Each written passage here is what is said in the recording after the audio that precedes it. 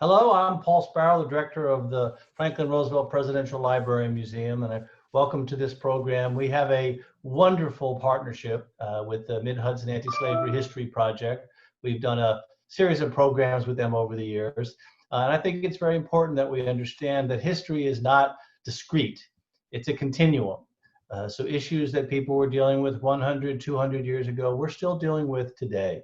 And of course, today we have a very wonderful speaker, someone who has really created a generational long research project around Lucretia Mott and written the first book about her, and I think it's about 30 years. Carol Faulkner, who's a professor at Syracuse University, has really opened up a new chapter as we look back at the early abolitionists and at the early women's suffrage movement, and created a character that comes to life. The writing is beautiful, the narrative is compelling, and it's sort of both remarkable and somewhat sad that 100 years later, 100 years after Lucretia Mott's life, Eleanor Roosevelt was fighting the same battles, seeking the same justice, seeking justice for African Americans, seeking equality for women. And today, of course, that struggle continues. We have made much progress over the past 200 years, and yet the fight goes on. So now I'm going to turn the program over to Carol Faulkner, and when she's done with her presentation, we're going to have a question and answer period, and hopefully you'll enjoy it as much as I do. Carol, I think the floor is yours. Thank you so much. Thanks a lot for having me. I really appreciate Peter Bunton and the Mid-Hudson Anti-Slavery History Project, and also the FDR Presidential Library and Museum for also hosting. I'm going to share my screen because I have a PowerPoint, so let's see if that works. I think you might need to enable me as co-host to allow me to share my screen. All right, let's go into share screen. Right. Now I think I can do it. You got it? I think so. I just enabled multiple people, and there you go. There we go. So everyone can see that? Yep. Yes. All right, let's see if it, there we go. Can you see the edited version or just the full slide? Full slide. Yep. Okay. Excellent. You never know with these things, so hoping for the best.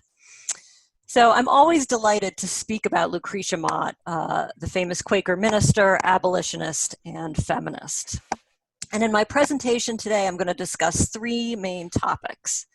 And despite the benign image of a Quaker lady that graces the cover of my book, I'll explain that the title of my biography, Lucretia Mott's Heresy, directs us to Mott's radical confrontation with American views of race, religion, and women. Second, I'll give a short biographical sketch of Mott, and pay special attention to her time at Nine Partners, but focusing on her wide-ranging activism leading up to the Seneca Falls Convention. The first convention focused solely on women's rights in the country. And notice I didn't say the first women's rights convention, and we can talk about that if you want. By examining her activities during the summer of 1848, I'll suggest her distinctive contribution to the Seneca Falls Convention as a link between women's rights and other national and international social and political movements. So, the title. Her heresy was not simply religious, though it was that. She was almost disowned by the Society of Friends on a number of occasions. Merely by supporting the abolition of slavery and promoting women's rights, Mott defied a number of political and social orthodoxies in 19th century America. In addition, however, her radical views often set her apart from her fellow liberal-minded Quakers, as well as abolitionists and women's rights activists. And I want to briefly mention her political differences from these three cohorts. First, after 1827, Mott was a member of a radical contingent of Quakers, followers of Minister Elias Hicks, who broke from the Society of Friends to protest the growing power of the elders, the Quaker leadership, their reliance on the Bible rather than the inward light as an authority, and their weak testimony against the institution of slavery. Yet even among so-called Hicksite Quakers, Mott was a controversial figure. In particular, her affiliation with William Lloyd Garrison's American Anti-Slavery Society, which called for an immediate unconditional end to slavery, drew criticism from some of her fellow co-religionists. Second, in the American Anti-Slavery Society, a group of ideologues, or as one critical newspaper editor referred to them, quote, non-resistants, infidels, socialists, atheists, Grahamites, pantheists, and all the disaffected materials afloat on the bosom of society, Mott stood out as morally uncompromising.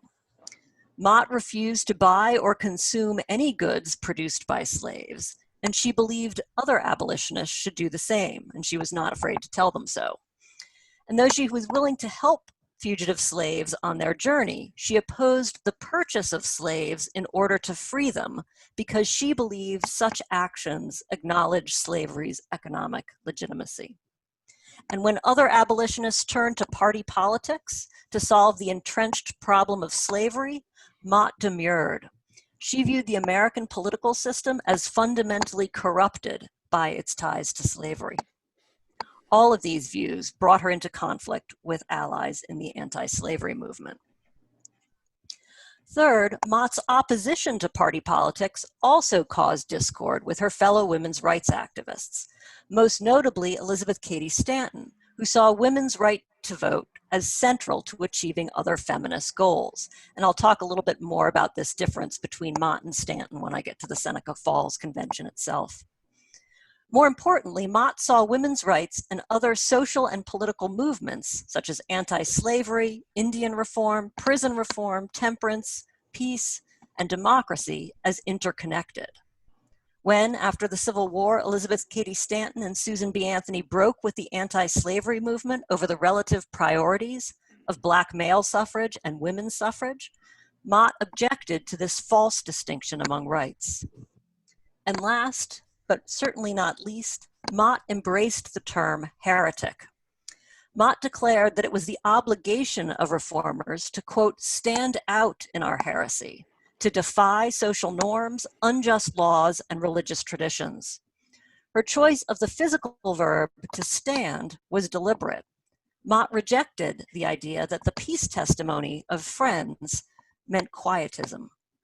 She told an audience of abolitionists that, quote, the early Friends were agitators, disturbers of the peace. She advised them to be equally obnoxious. And so that's kind of how I like to think of Mott, you know, just a little bit obnoxious, not afraid to be so.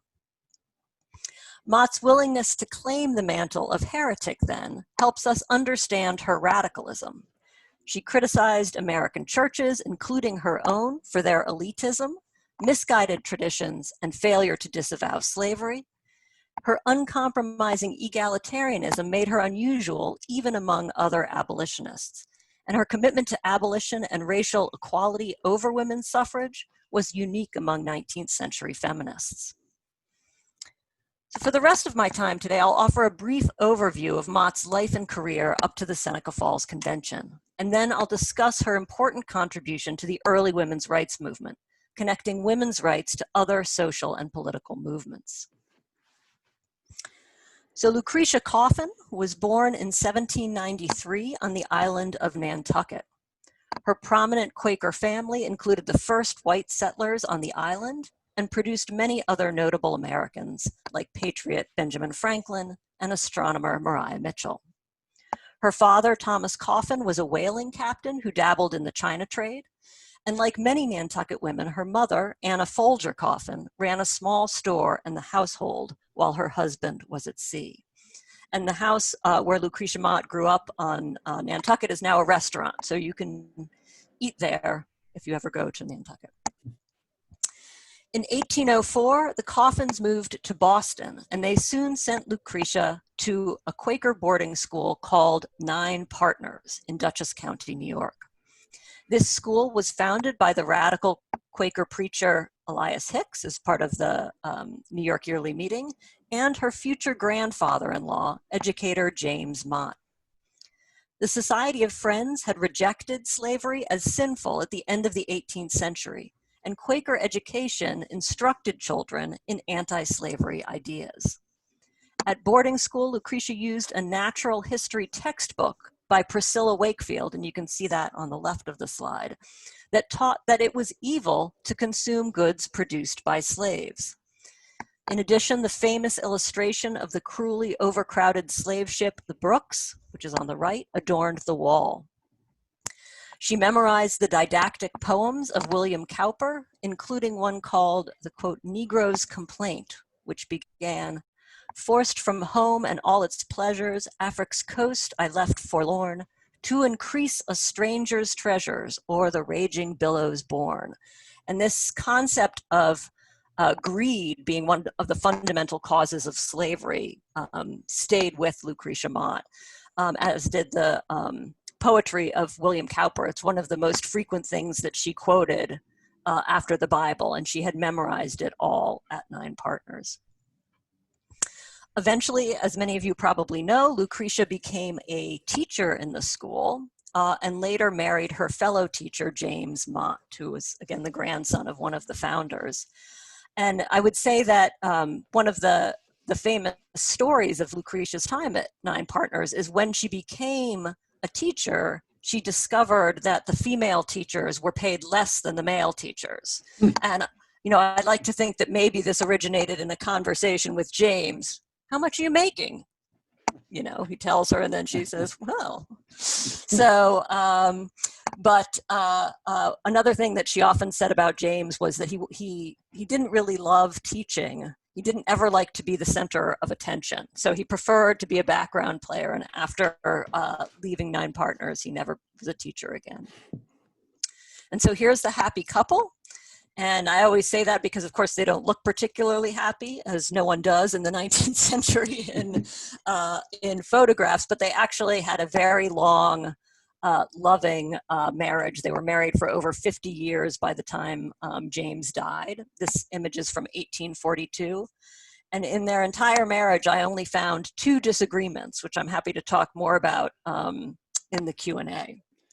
One was about free produce, the boycott of slave-owned goods, and the other was about Abraham Lincoln.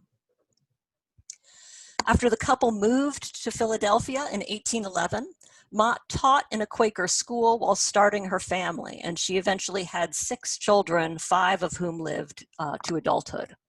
In 1821, she became an approved minister in the Society of Friends. And as many of you may know, in the Society of Friends, there's no formal training for the ministry. You either have the gift of preaching, and that gift is acknowledged by your meeting, or you don't have the gift of preaching. And so they allowed women to be preachers from the beginning, and there was no organized ministry as such. As a preacher, Mott was a forceful advocate for the views of 9 Partners founder Elias Hicks, a New York minister who criticized Quaker elders for invoking biblical authority to suppress the consciences of their fellow friends. Hicks believed these leaders had become complacent in their testimony against slavery, continuing to trade with slaveholders and otherwise condone the practice. In other words, Quakers had gotten comfortable. They'd abolished slavery. They thought that was enough. Hicks called upon the Society of Friends to return to the original principle of the inward light, which stated that every human being had the ability to know God. His ministry led to a schism in the Society of Friends in 1827. Mott and the majority of Quakers in Philadelphia formed the Hicksite Philadelphia Yearly Meeting, and those who opposed formed the Orthodox Philadelphia Yearly Meeting. Mott also emerged from the Hicksite split a committed abolitionist and racial egalitarian. She attended the founding meeting of the American Anti-Slavery Society in 1833, which was held in Philadelphia. And soon after, she and other white and Black women formed the Philadelphia Female Anti-Slavery Society. The Constitution of PFAS, as it's known for short, declared that slavery and racial prejudice were contrary to the laws of God and the principles set forth in the Declaration of Independence. PFAS became the longest-lived female anti-slavery society in the country, finally closing its doors in 1870 after the passage of the 15th Amendment. Significantly, the organization was interracial for all 37 of its years. By the time Mott traveled to London for the World's Anti-Slavery Convention in 1840, her reputation as a minister and abolitionist had grown.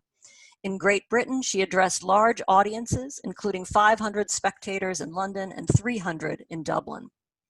In the British Isles, she also met with writer Harriet Martineau, reformer Lady Byron, the Scottish phrenologist George Combe, and I can talk more about her interest in phrenology in the Q&A if you're interested, and Irish emancipator Daniel O'Connell, among others.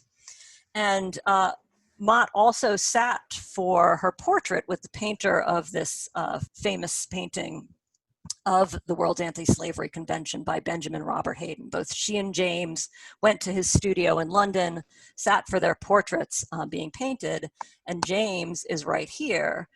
But the only women who are portrayed, and this is Lady Byron in the awesome hat right here, the only women who are portrayed in the painting are British women. Lucretia Mott is a blurry face back here in the gallery where she and other American women were asked to sit after they were not accepted as delegates to the convention.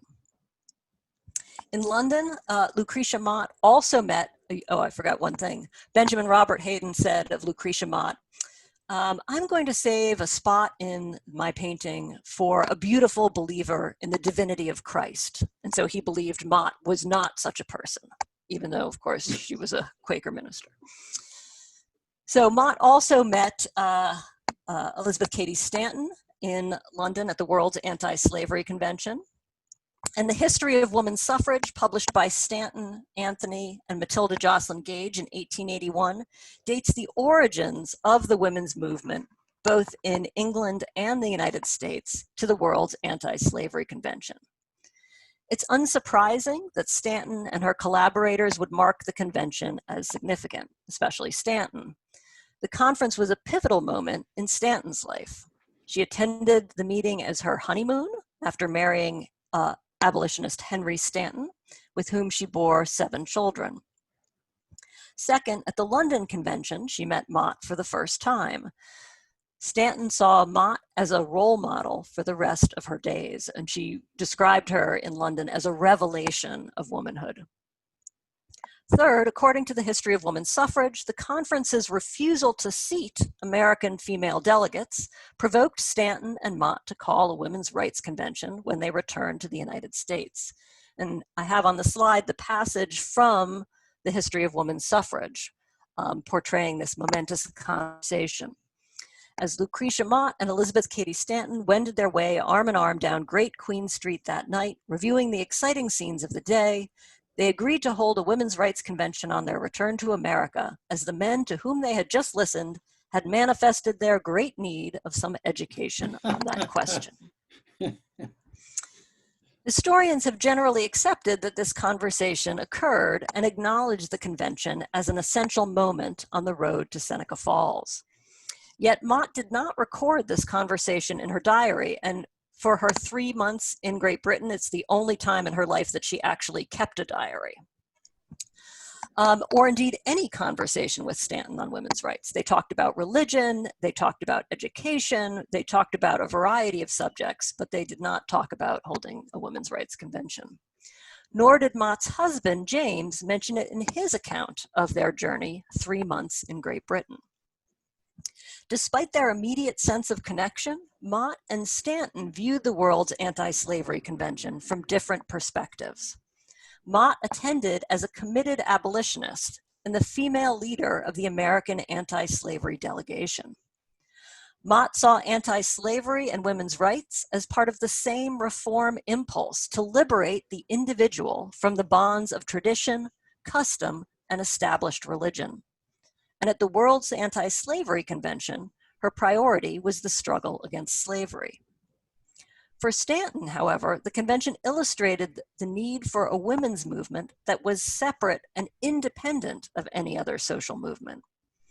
8 years later, at Seneca Falls, these strategic tensions remained visible.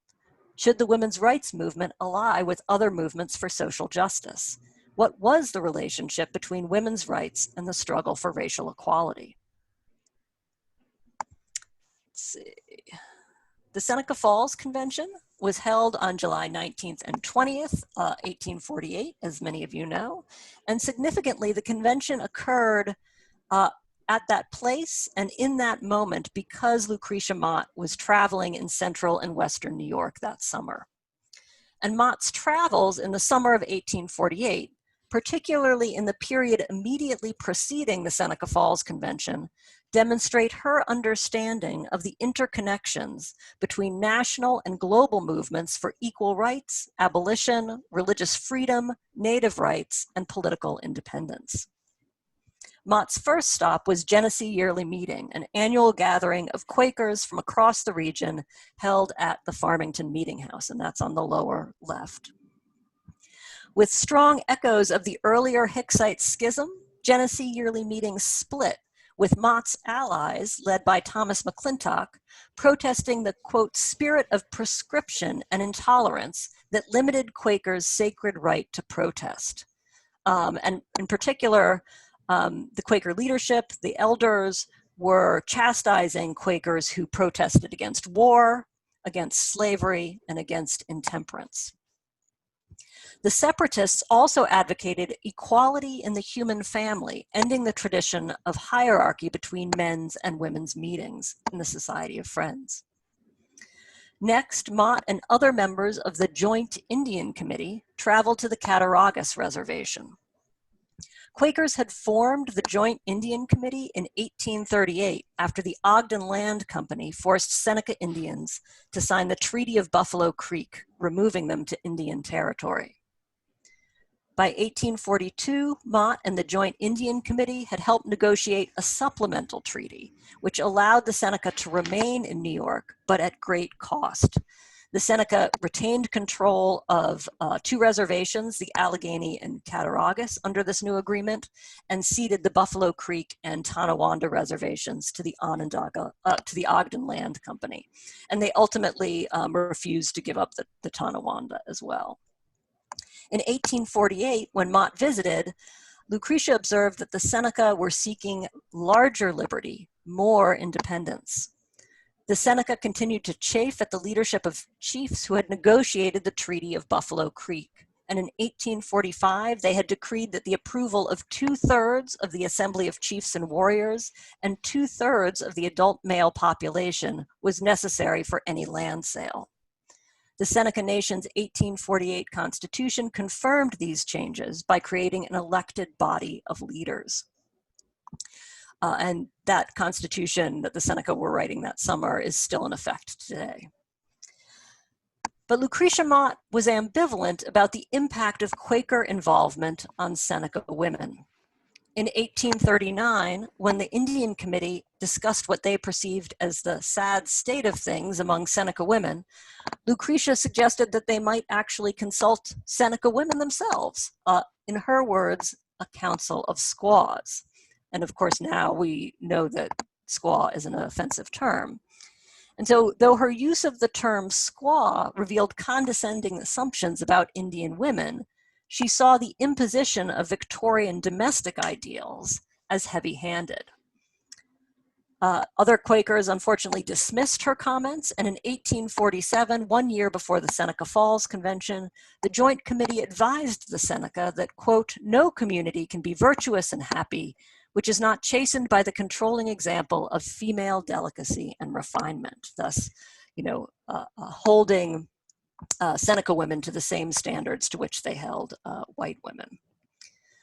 From Cattaraugus, Mott went to visit a second group, former slaves living in the province of Ontario, Canada, nicknamed Canada West.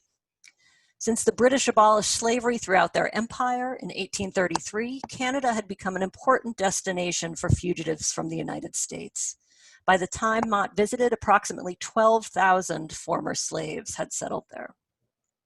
Lucretia declared it, quote, worth a journey of many miles to see the colored man a man. She held meetings with self-emancipated slaves, her term, in Chatham, Dawn, London, and Toronto. She described their cheerful toil, their efforts to educate their children, and their hospitality. Her intention to their hospitality was important. Urging fugitives onward, Lucretia wrote, the spirit of freedom is arousing the world. And Mott's conception of this international movement, as well as her immediate experiences at Genesee Yearly Meeting, Cattaraugus, and Ontario, shaped her perspective on the Seneca Falls Convention. Significantly, Mott was not the only reformer in Western New York staking a broad claim to radicalism. While Mott was visiting Farmington, Cattaraugus, and Ontario, Gerrit Smith and other political abolitionists gathered in Buffalo for the National Liberty Convention. Smith's faction of the anti-slavery political party, the Liberty Party, called the Liberty League, asserted that slavery was unconstitutional. In their founding convention the previous year, the Liberty League had nominated Gerrit Smith for president in an election that included women. Lucretia Mott actually received 1 vote, as had Lydia Mariah Child. At the National Liberty Convention in June 1848, the interracial platform included Frederick Douglass, Minister Henry Highland Garnett, and newspaper editor Samuel Ringgold Ward. At the meeting, Gerrit Smith expressed his support for, quote, universal suffrage in its broadest sense, females as well as males being entitled to vote. This time, Lucretia Mott received 5 votes for the League's nomination as president. If she was aware of these nominations, she did not comment. Despite her distrust of party politics, she may have appreciated this show of support from friends and allies in the fight for abolition and racial and sexual equality. After leaving Ontario, Lucretia Mott headed to Auburn, New York, which was home of her sister Martha Coffin Wright. And if you've ever been to the Women's Rights National Historical Park in Seneca Falls, and you know the statues of the women, her sister Martha Coffin Wright was the one who is portrayed as pregnant in those statues. She was 6 months pregnant. The 2 sisters attended the legendary Tea Party at Jane Hunt's home in nearby Waterloo, where Mott, Wright, Elizabeth Cady Stanton, Jane Hunt, and Marianne McClintock decided to call a convention to discuss the social, civil, and religious condition of women. But Mott was in Auburn, which was a train ride away from Seneca Falls, when Elizabeth Cady Stanton, Marianne McClintock, and the McClintocks' 2 adult daughters drafted the convention's Declaration of Sentiments. While the other women conferred in the McClintocks' home, Mott preached to prisoners at the Auburn State Penitentiary and parishioners at the city's Universalist Church. From Auburn, Mott also wrote to Stanton asking, quote, are you going to have any reform or other meetings during the sitting of the convention? And the response from Stanton was silence. 3 days later, the convention attracted approximately 300 men and women from around the region, including Frederick Douglass, who had attended the National Liberty Convention. From the beginning, the matter of defining women's rights presented a problem. Recall Mott's and Stanton's experiences at the World's Anti-Slavery Convention. Should men participate in a convention devoted to considering the condition of women? Should they sign their names to the Declaration of Sentiments? After an animated discussion, the answer was yes. James Mott, Lucretia's husband, chaired the convention on the second day, and 32 men, including James, signed their names to the Declaration of Sentiments. Mott offered a resolution in support of the participation of men. Resolved that the speedy success of our cause depends upon the zealous and untiring efforts of both men and women. This resolution shows Mott's commitment not only to the unity of action, but the accordance of different reform movements. Historian Judith Wellman has suggested that debates at the Seneca Falls Convention reflected a split not only within the convention as a whole, but more particularly between Stanton and Mott, and I agree. The Declaration of Sentiments reveals little of Mott's influence. And despite the fact that she addressed the convention more than any other speaker, only a few of her remarks were actually recorded in the convention's proceedings. Notably, Mott urged a large audience at the end of the first day to consider women's rights as one aspect of reforms in general. And that's all we know about what she said, reforms in general. This belief that women's rights were one element of a broader reform impulse helps explain her absence. While Stanton and the McClintocks famously based their document on Thomas Jefferson's Declaration of Independence, Mott criticized Jefferson's truths as anything but self-evident. She preferred the American Anti-Slavery Society's declaration, which simply stated that, quote, every man has a right to his own body, and that no man had a right to enslave or imbrute his brother, something that could apply to women as much as to men. Likewise, Mott's contempt for party politics, which she viewed as a form of intellectual slavery as well as corrupted by slavery. So in the 19th century, people tended to vote however their parties told them to vote, right? If you were a Democrat, one of the Democratic ward bosses would hand you a Democratic ticket and watch you put it in the ballot box, right? So same for the Whigs or later the Republicans. And so Mott viewed this as exactly the opposite of independent political thinking. In addition, as I mentioned before, she saw American politics as corrupted by slavery. At the Seneca Falls Convention, when Stanton proposed that an essential element of man's tyranny over woman was that he had denied her inalienable right to the elective franchise, Mott responded, "Lizzie, thou wilt make the convention ridiculous." And I sometimes hear it said that this was Mott being afraid or worried about criticism, or scorn from the media. And that absolutely was not true. She had endured plenty of scorn and would endure more before her life was over. But what she actually meant, I believe, was that they would be ridiculed or mocked by other reformers who agreed with Mott about American politics being corrupted. And just the existence of the National Liberty Convention shows us that was a matter of some debate among abolitionists. Years later, Mott wrote Stanton, perhaps with some disappointment, "I have never liked the undeserved praise of being the moving spirit of that occasion, when to thyself belongs the honor, aided so efficiently by the McClintocks." In a letter written shortly after the Seneca Falls Convention, I'd like to refer to it as her "What I Did Last Summer" letter, Mott described her visits to Cattaraugus, Canada West, and her attendance at women's rights conventions in Seneca Falls and Rochester. In the letter, she urged fellow activists to share her view that, quote, all these subjects of reform are kindred in their nature, and giving to each its proper consideration will tend to strengthen and nerve the mind for all. Mott envisioned women's rights not as a new and separate movement, but rather as an extension of universal principles of liberty and equality. In Mott's perspective, linking women's rights to national and international movements against slavery, capitalism, and empire remained a powerful, if contested, current in the 19th century women's rights movement.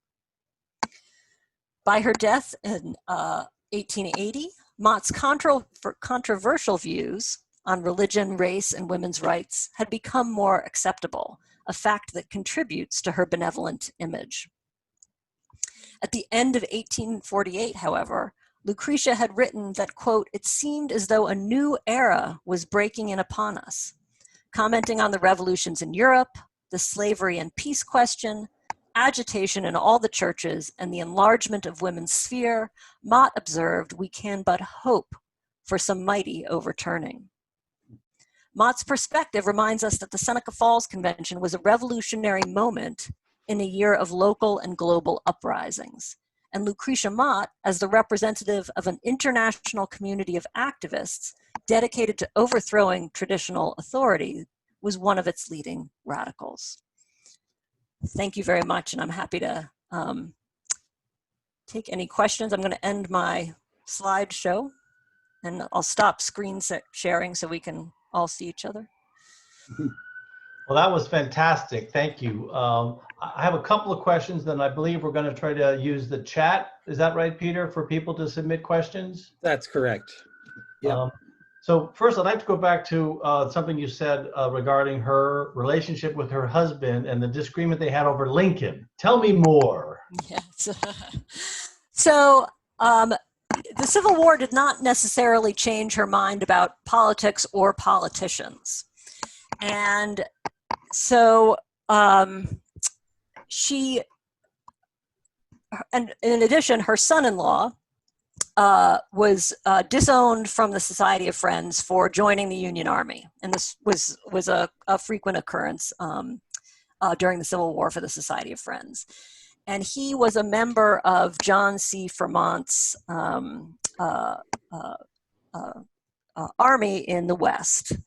And John C. Fremont, as many of you may know, basically emancipated slaves in Missouri very early in the war.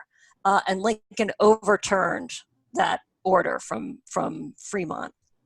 And subsequently brought Fremont and Lucretia Mott's son-in-law up on charges of corruption and dealing in shoddy goods for the U.S. Army. And so part of her dislike of Lincoln was personal, right? He went after her son-in-law, he was exonerated, etc. But she also viewed Lincoln as a miserable compromiser, right? He basically wasn't a radical enough abolitionist for her. And James said to her, you know, he's dealing with different cares. You know, he has to balance all these different concerns of all these different groups, and you may want to give him a little bit of a break. But of course, Lucretia Mott was not interested in giving him a break. That sounds surprisingly similar to the relationship between Eleanor Roosevelt and Franklin Roosevelt. Exactly. Regarding her very black and white sense of what's morally correct and Franklin's very pragmatic approach to history. One of the things that I think most interesting is this split that happens after the 13th, 14th, 15th Amendment gets passed, and you see the suffrage being granted to black men and women being excluded. And that was a point where there was that had been leading up to with the Elizabeth Cady Stanton and the Mott. Talk a little bit about what happened during that period, and did she support those amendments, and how did she try to respond after they were passed? Yeah, great question.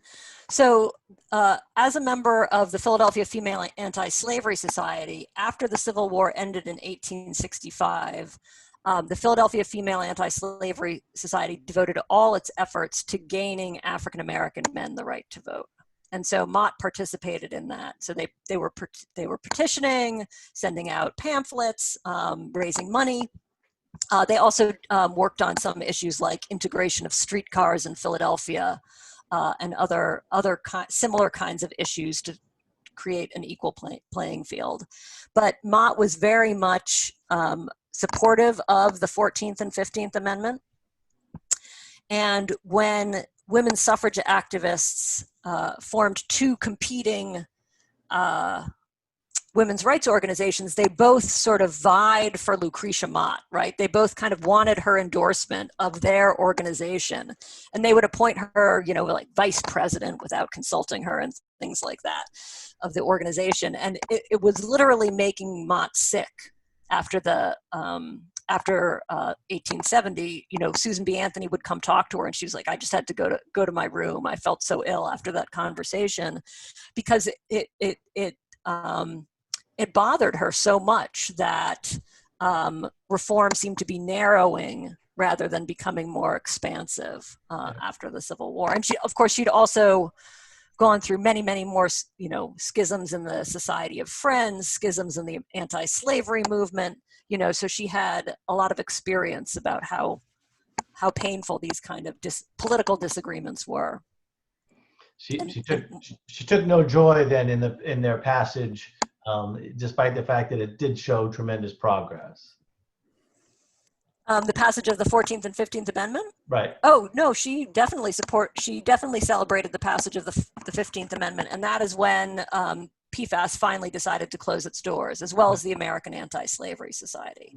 So once that victory was achieved, they decided that their work was done, probably wrongly, but Mott was quite old by that point. So we have a couple of questions that have come in. From Laura, what was Mott's opinion of relationship to John Brown?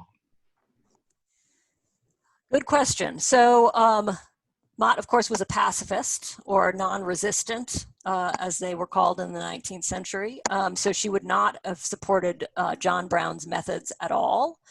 But she did help raise money for John Brown's family, and John Brown's wife stayed with her on the journey to Virginia to visit John Brown in jail. She kind of tried to do a delicate balancing act between not liking the action that John Brown had done, but supporting the idea that slavery must come to an end, and John Brown was a powerful spokesperson for that. Right. Bill wants to know about the phrenology. You referenced her interest in phrenology. Do you want to talk about that a little bit? Sure. So phrenology, as many of you may know, was this 19th century pseudoscience that involved reading the shape of your skull and the bumps on your head. And some of Mott's very good friends, I mentioned George Combe, who was a Scottish phrenologist who went on a national tour of the United States to promote phrenology, and she corresponded with him regularly. She believed phrenology was in sync with reform, right? That you could learn about yourself and others, and thus somehow improve yourself if you knew about yourself. So she had her head read by Orson Fowler, who is one of the most famous American phrenologists. And, it was not inaccurate, but, you could probably pick up on those same conclusions by talking to Lucretia Mott for a few seconds, that they concluded she was quite an ideologue and stuck to her beliefs and was stubborn and didn't want to change her mind. But that she was also very loyal and a good friend, all things that were true of Lucretia Mott. So Judith asked the question, I think you sort of answered this. Why did she assume the presidency of the National Women's Suffrage Association, working for votes for women, if she sort of disagreed with them on that? Yeah, so she was good friends with Elizabeth Cady Stanton, right? She was probably closer to her than she was to Susan B. Anthony, who was even younger than her than Elizabeth Cady Stanton, closer to Stanton than she was to Lucy Stone or number of other women's rights activists. So her friendship with Stanton in some ways pulled her closer to the National Women's Suffrage Association, especially since Stone's organization, the American Women's Suffrage Association, was based in Boston, which is not, aside from living there in her childhood, she spoke there, but she was not closely associated with the city. And so Mott would allow her name to be used, and she would occasionally attend a convention, but she did not participate actively in the National Women's Suffrage Association. Peter, it looks like you have a question. I was going to ask Carol, while Lucretia was at 9 Partners, did she have any interaction with freedom seekers or any aspect of the Underground Railroad, which might have been going up that the Quaker east side of the valley there? That's a very interesting question. I did not find any, but she does not have a huge number of papers from that time period. And so if she did, it wouldn't necessarily be something that I could find out. I wouldn't be surprised if she did, given the kind of anti-slavery education that 9 Partners was offering at the time, and their commitment to,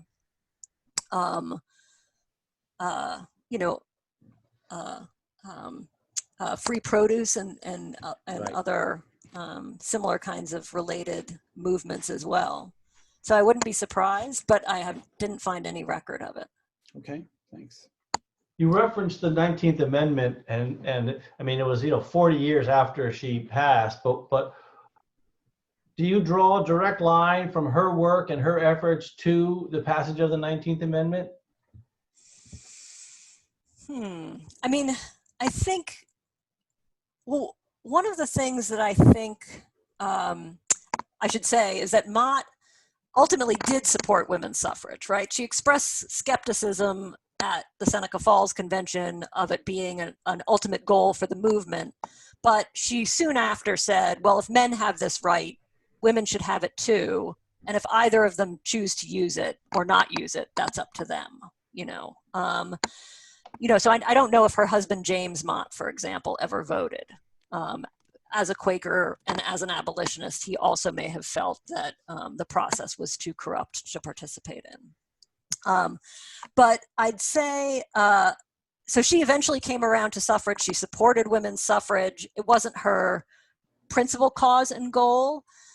So when Alice Paul first introduced the Equal Rights Amendment, she called it the Lucretia Mott Amendment. And and the 19th Amendment is the Susan B. Anthony Amendment. So I think that's much more apropos sense of what Mott believed in, which was really a very broad, open definition of equality and the right of individuals to be whoever they wanted to be, regardless of what society put on them. And so certainly some of the organizing she did in her life laid the groundwork for later organizing that ultimately led to the 19th Amendment, for sure.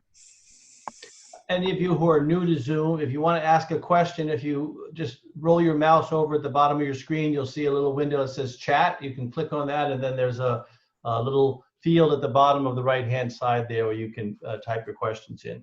I do think, in your book, one of the things I was sort of most struck by was that she did so little writing. There's so little that, preserves of her own writing. You would think she would have written a manifesto or an autobiography or something.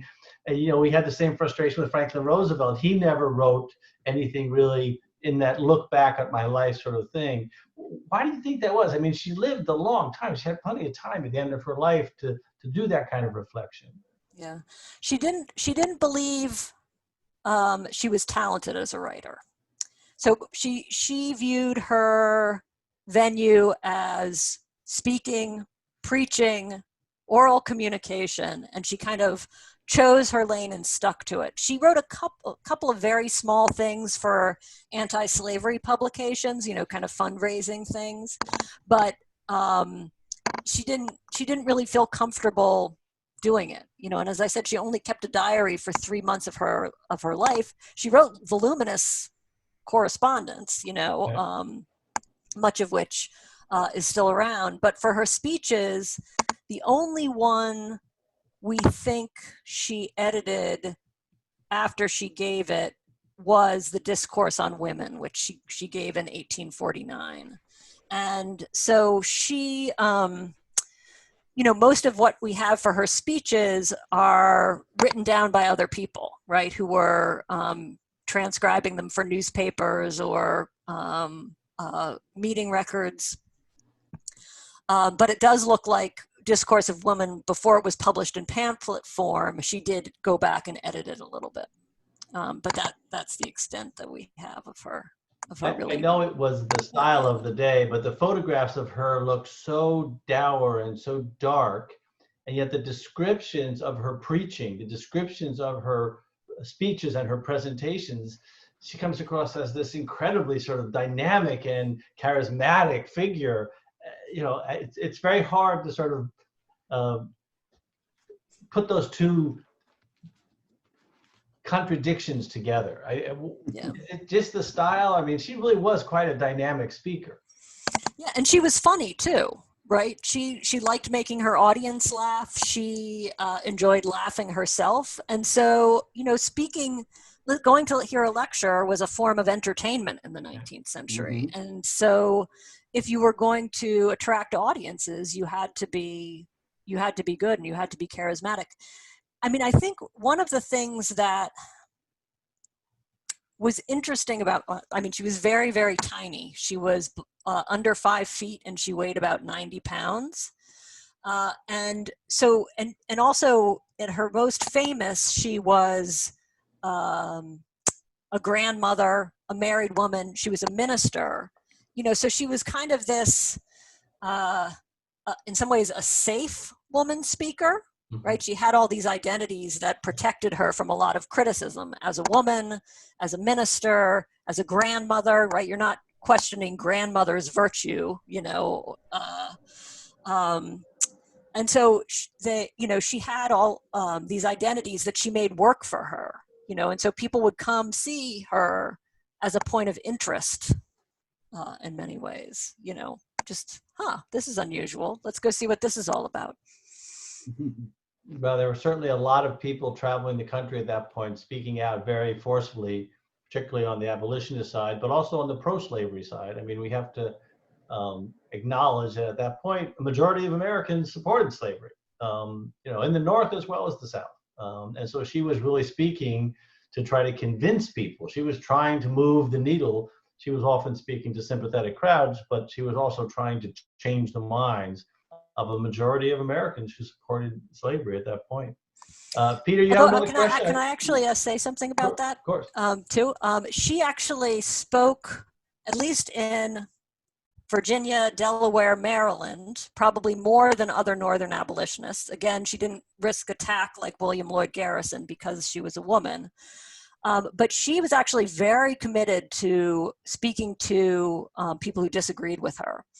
And so if she met a slaveholder on the train, traveling in Europe, wherever, she would immediately engage them in a debate, right? And she would just not let go. You are talking to me, whether you want to talk to me or not, and I'm going to convince you that slavery is wrong. And so she would have these ongoing debates and relationships with these slaveholders that she met in random places. So sorry about that. Peter, you have something? Another question came in. I am struck by the relevance of Mott to today's struggles. To what extent do you think popularizing her positions and stances would be helpful to some of the intersectional conversations that are in play today? I mean, I think so, definitely, right? She didn't believe you could separate out issues of racial equality from issues of sexual equality, right? Or issues of economic equality or religious toleration or Native American rights. So all of those things she definitely viewed as connected.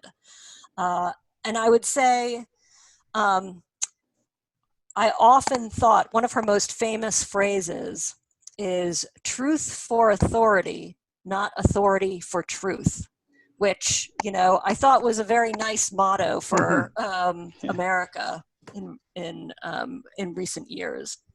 But so I definitely think she is relevant, and of course I think she should be better known.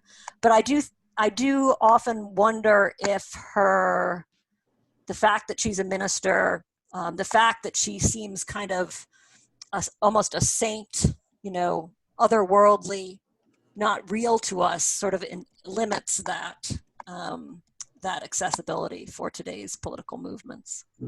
Okay, we're reaching the end of the hour, so I'm going to ask the inevitable pop culture question. What actors should play her in the inevitable movie they make about her life? Oh boy, that's a good question. I mean, I think she would be really hard to play. I'd say every time I've seen a fictional representation of Mott, it horrifies me. You'd have to go with someone like Meryl Streep, who would be the only one to pull it off. But Meryl Streep doesn't look anything like Lucretia Mott. So an actress I do think looks like Lucretia Mott, but I have no idea if she has any acting ability at all, is Kristen Stewart, who I think is best known for those vampire movies. Is that right?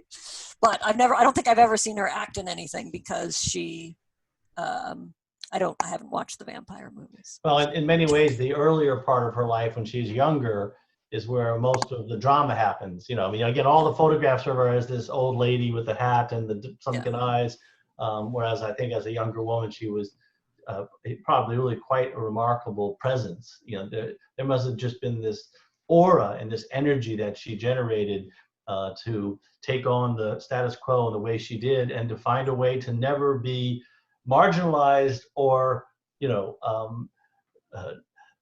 devoiced. Her voice was heard and had a tremendous impact. So I think, any last thoughts, Carol, before Peter wraps this up? Nope. Thank you all for listening. Yeah, thank you. On behalf of FDR and the Mid-Hudson Anti-Slavery History Project, I want to thank you so much for being with us today and providing this great insight to one of the most important people, in addition to most important women, in the history of the United States, and for helping to identify the relationship between these national issues of women's rights and slavery and freedom, tied also in a way to our local history here in Dutchess County. Barbara, you asked about availability of this recording. We will make it available, linked to the website of the Mid-Hudson Anti-Slavery History Project.